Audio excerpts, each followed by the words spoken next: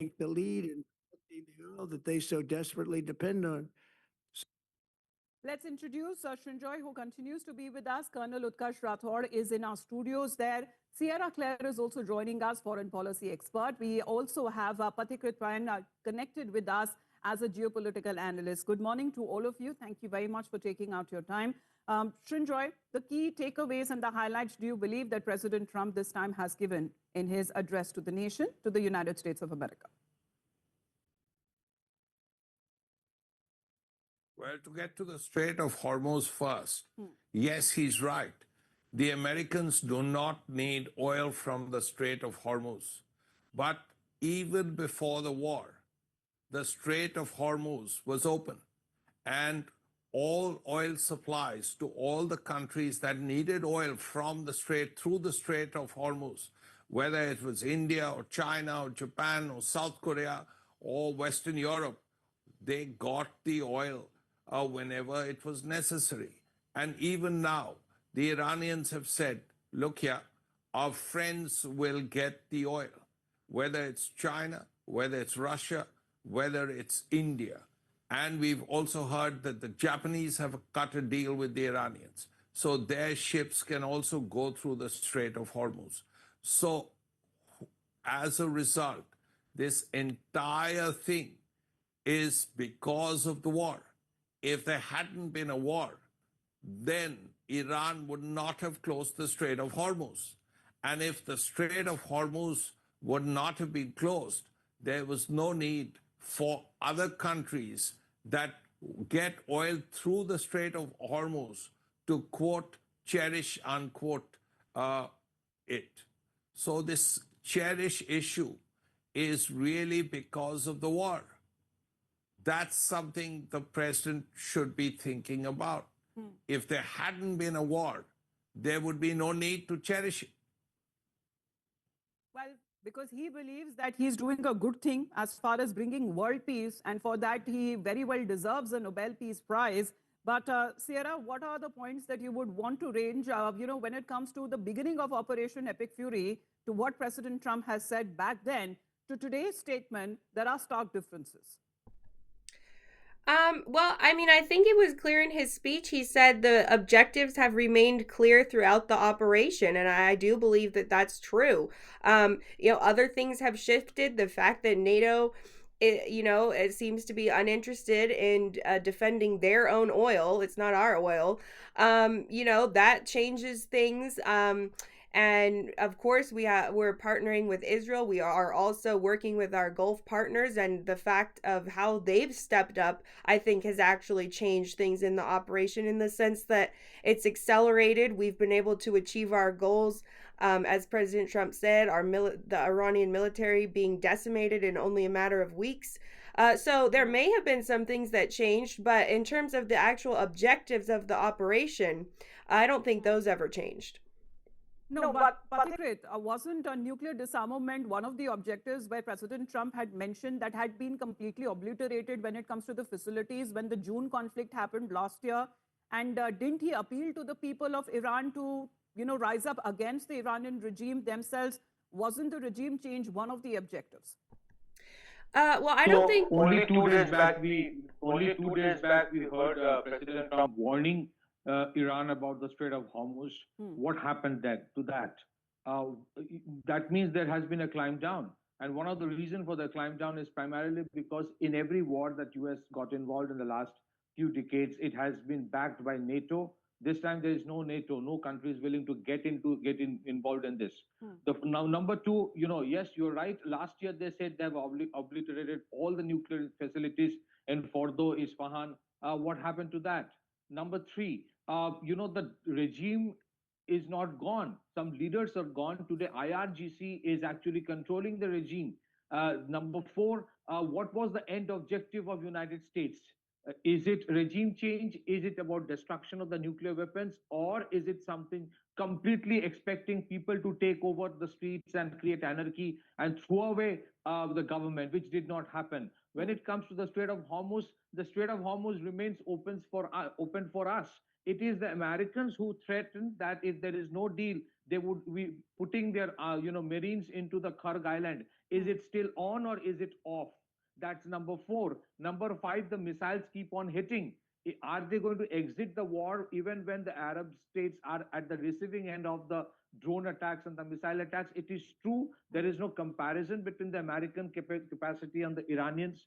The Iranians have got decimated in many ways, but they still have the capacity. The capacity may have got limited now, but still they have the capacity to have the drone attacks and the missile attacks. If America leaves in midway, does it mean that they are asking the Arab states to fend for themselves? And number five, who takes the responsibility of the mess in the entire energy market of the world? Because first, the Russia-Ukraine conflict. Number two, the Venezuela crisis. Number three, the Middle East crisis. The price of oil keeps on going up. And then the Americans will lecture the world about climate change, that you should not have more thermal power. You should not have this. You should not have that. I think somewhere this, double standards must stop. What has been accomplished by this war is what the Americans should tell to the rest of the world. Is the regime gone? Answer is no. Are missile threats going down? Well, to a certain extent, but not entirely. Has Middle East become a more peaceful place? Well, there are question marks. I think the Israelis and the Americans have very different objective for the war, and that's where the problem happens. And last but not the least, there is pressure within America on the government to do something, because now the Iranian regime is going to target. Iranian President Pezeshkian as well, because he's written a letter there addressing the people of United States of America. If they agree with the war, that they voted for this government to carry out this war against the Middle East, against Iran, and if they are happy with this. But in the meantime, let's talk about when it comes to the oil prices that have significantly gone up and the markets that mainly run on sentiment and statements. This is going to have a long-standing effect and impact what President Trump has said today. Because according to him, this is a short-term increase and it has been done for the good of the world, for the good of the people. But what he has been saying, in the long run, exactly when it comes to the complete elimination of nuclear disarmament seems to be one of the goals there. But he has been talking about why the Iranian regime has launched deranged terror attacks against commercial oil tankers in neighboring countries on the Strait of Hormuz. And President Trump now says it is not our responsibility. Let's listen in. They made mistakes, and I am correcting them. My first preference was always the path of diplomacy, yet the regime continued their relentless quest for nuclear weapons and rejected every attempt at an agreement. For this reason, in June, I ordered a strike on Iran's key nuclear facilities, an Operation Midnight Hammer. Nobody's ever seen anything like it. Those beautiful B-2 bombers performed magnificently. We totally obliterated those nuclear sites. The regime then sought to rebuild their nuclear program at a totally different location, making clear they had no intention of abandoning their pursuit of nuclear weapons. They were also rapidly building a vast stockpile of conventional ballistic missiles and would soon have had missiles that could reach the American homeland, Europe, and virtually any other place on Earth. Iran's strategy was so obvious. They wanted to produce as many missiles as possible, and they did, with the longest range possible. And they had some weapons that nobody believed they had. We just learned that out. We took them out. We took them all out so that no one would really dare stop them. And their race for a nuclear bomb, a nuclear weapon like nobody's ever seen before. They were right at the doorstep. For years, everyone has said that Iran cannot have nuclear weapons, but in the end, those are just words if you're not willing to take action when the time comes. As I stated in my announcement of Operation Epic Fury, our objectives are very simple and clear. We are systematically dismantling the regime's ability to threaten America or project power outside of their borders. That means eliminating Iran's Navy, which is now absolutely destroyed, hurting their Air Force and their missile program at levels never seen before, and annihilating their defense industrial base. We've done all of it. Their Navy is gone. Their Air Force is gone. Their missiles are just about used up or beaten. Taken together, these actions will cripple Iran military, crush their ability to support terrorist proxies, and deny them the ability to build a nuclear bomb. Our armed forces have been extraordinary. There's never been anything like it militarily. Everyone is talking about it. And tonight, I'm pleased to say that these core strategic objectives are nearing completion. Utkarsh sir, what is your understanding? What happens after 2 to 3 weeks? President Trump here is in his address, what he is saying is actually that they have checked the power projection aspiration of Iran. So here he is giving a hint towards the regional stability and the concerns of the Gulf states. And it is with a pinch of salt, you can say is true that the way Iran has hammered the Gulf countries in this war is phenomenal. So this is the concern the Gulf states have. But what will be the security apparatus after this war, he has not told. It is a very strange kind of conflict we are seeing here, Ramita, because after 2 to 3 weeks, will there be a peace plan? Will there, America, Israel, and US would Iran would sit across the table and sign a draft? Would there be lifting of sanctions, UN sanctions, which were imposed on Iran in 2025? Will not be there. So Iran continues to live under the sanctions. And whenever America or Israel think that it is building missiles or fissile material, you come and revisit and bomb them. This is no way of, there is no arrangement of security. Yes. Because we are leaving, it is open-ended, and you leaving Iran as a closed country. This is something wrong which should be understood by everybody. Well, was the initial and the only objective was oil domination? What happened in Venezuela? It's the same that he wanted to be reciprocated, however, in Iran, but Iran has been hitting back. Because we'll play out exactly what he has been saying. As I said, markets run on statement and sentiments, and mainly what President Trump has been saying has left a lot of volatility in the markets as well. Now, this seems to be the consequence, because as far as the escalation is now concerned, President Trump has also signaled that the oil infrastructure could be the next big target. He says that previously, the US military has refrained from targeting the power plants and the energy and oil infrastructure. But this is a decision that he is likely to reconsider if Iran does not agree to their terms and conditions. I think we can already guess what Iran's response to this threat from the United States from President Trump would be. But just let's listen into what he has said. If there is no deal, we are going to hit each and every one of their electric generating plants very hard and probably simultaneously.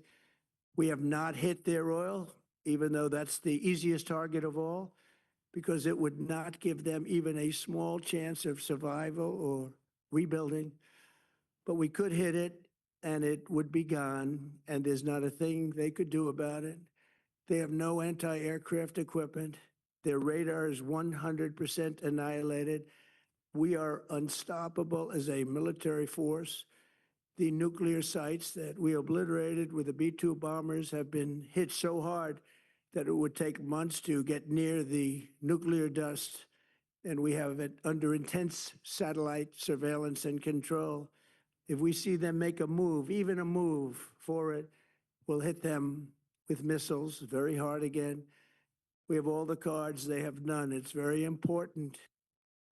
Well, Sierra, is there an exit plan after all? I mean, what do we expect? As far as Operation Epic Fury is concerned, President Trump says that largely, militarily at least, the objectives have been achieved.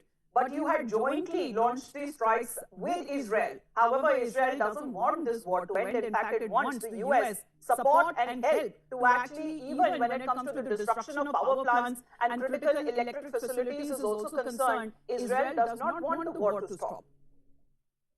Well, in terms of an exit plan, I think President Trump discussed, that we're going to see the increased op tempo for the next 2 to 3 weeks. And I have no reason to believe that timeline would be untrue. And what happens after that, it's really up to so many things. One of the things it's up to is whether the No, rest Sierra, of the apologies for interrupting because 2 to 3 weeks is a vague, timeline. Because previously he had, as far as hitting Iranian oil and energy infrastructure, he'd given them a 5-day deadline. Then increased that to the 6th of April. Then now this address to the nation has come in between. And now he's giving 2 to 3 weeks. It doesn't, really outline if United States of America does have an exit plan. Well, okay. Well, the first thing I'm going to say is that the rest of the world who uses the oil in the Strait of Hormuz, which is not the U.S., has shown very little interest in the Strait of Hormuz at all. So I think that is something that is frankly very surprising.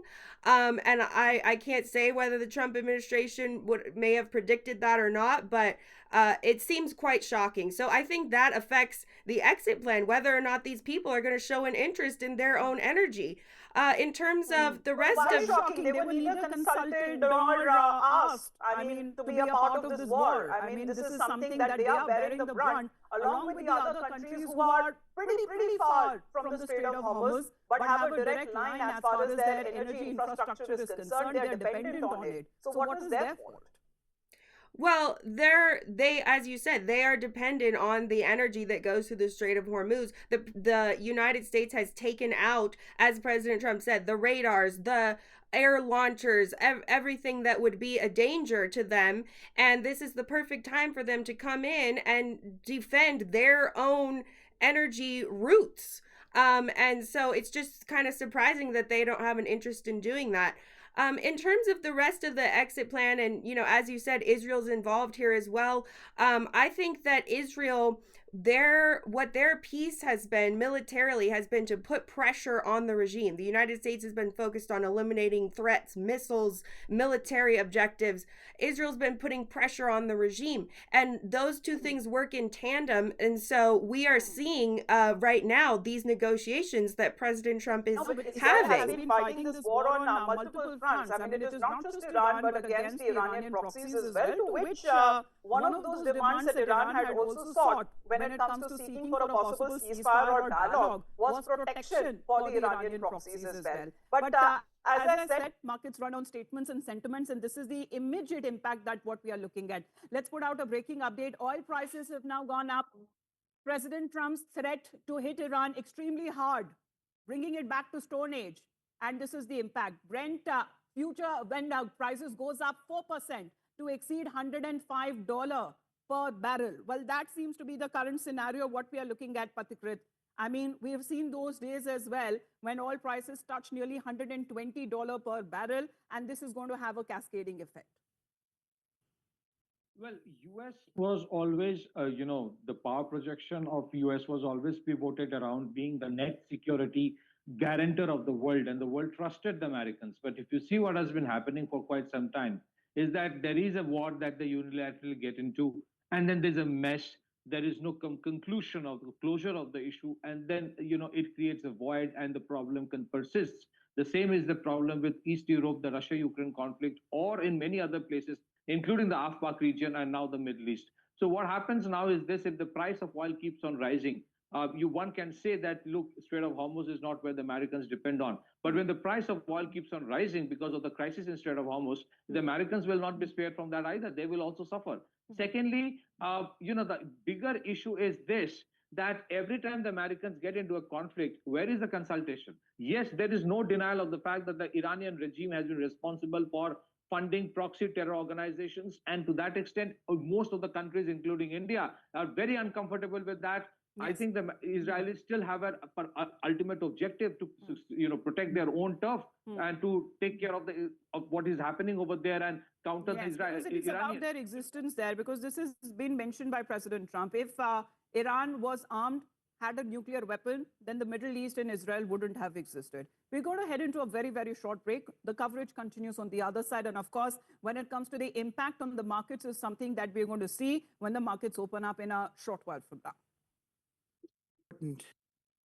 Well, Major General Rajan Kochar is joining us here in the studio. Sir, good morning. Group Captain Dr. M.J. Augustine Vinod is also joining us. So good morning to you as well. Sierra also continues to be with us. So Sierra, good evening to you rather. And thank you for taking out your time with us. Kochar, sir, what is your understanding as far as this approximately 18 to 20-minute address that President Trump gave to his citizens there?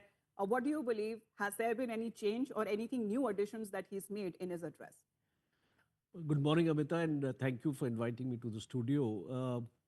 You see, Trump always does the unexpected because yesterday's speech or yesterday's interaction, what Trump was putting on Truth Social, and today what he has spoken is at variance to each other.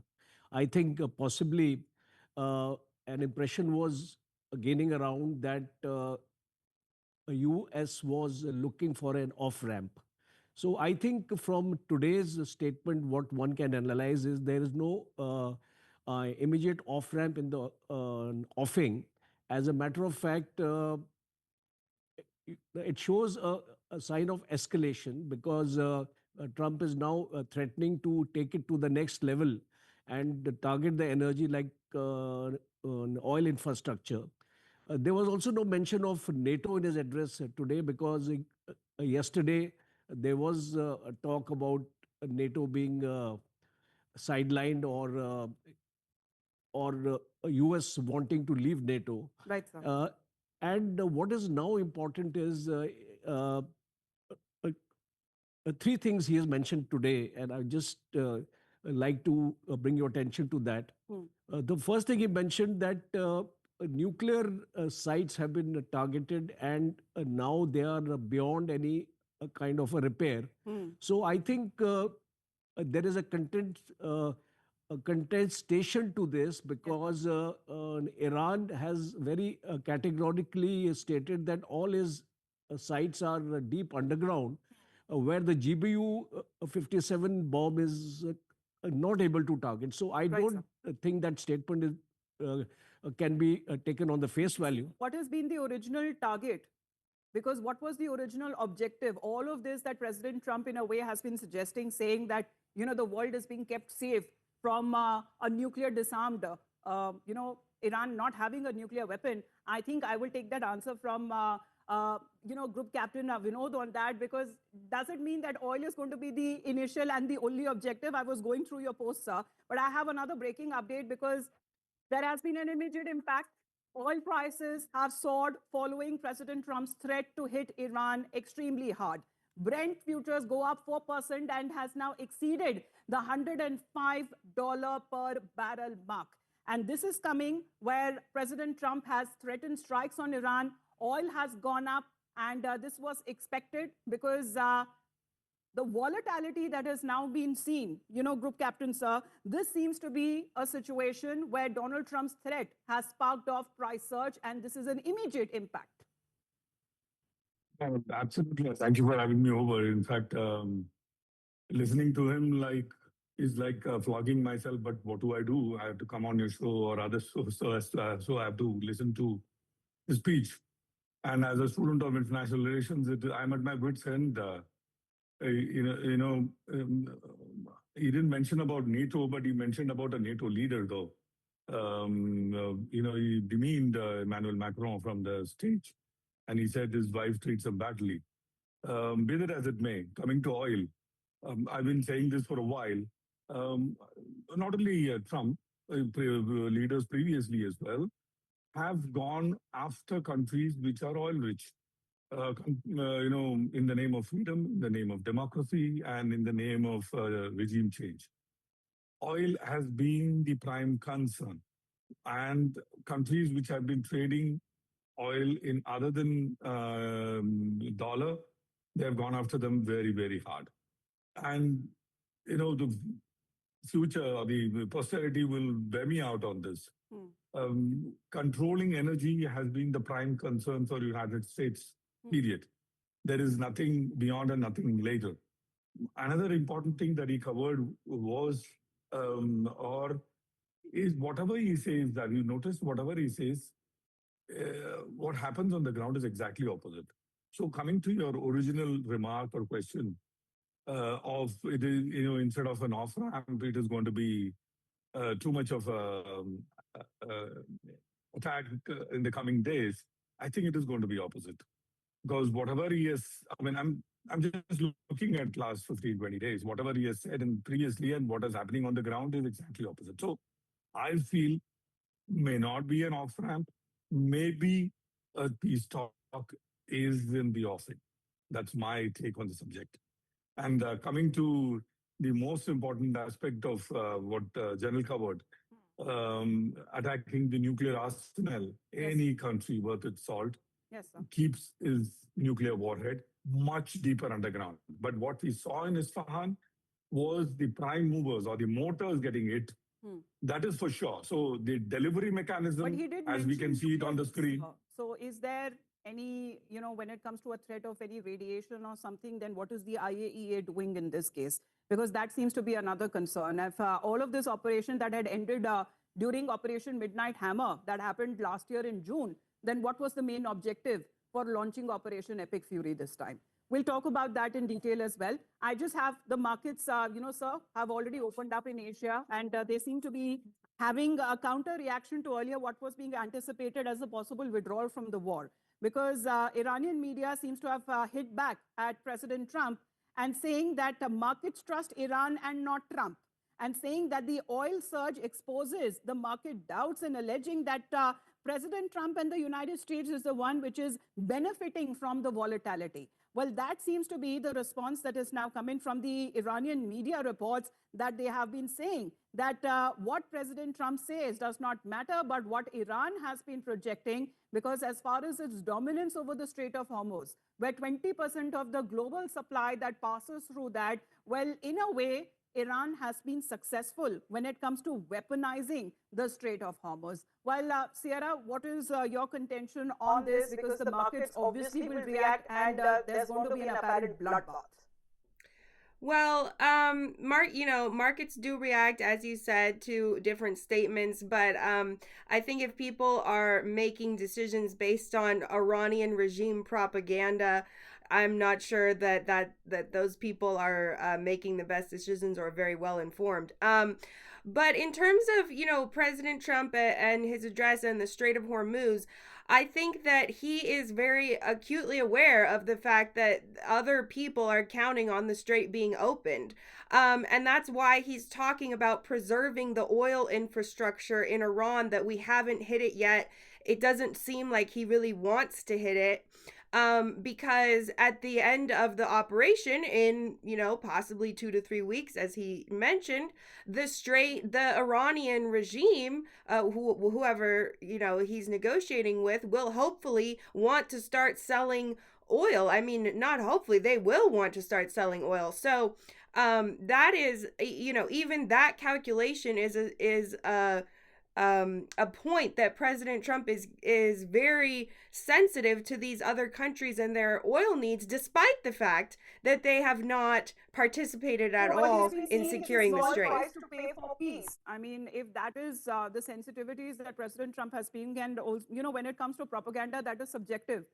When it comes to what Iran has been saying and what the United States and Israel has been saying in this case. But as I said, markets in Asia have opened up and it is not looking good. Let's get this breaking update as far as South Korean market is concerned. Kospi is now already down by 3.5% after President Trump's comments on Iran war. And the stock markets in Japan is also down by 1.80% after President Trump's speech. So as far as the pre-opening is concerned in India, that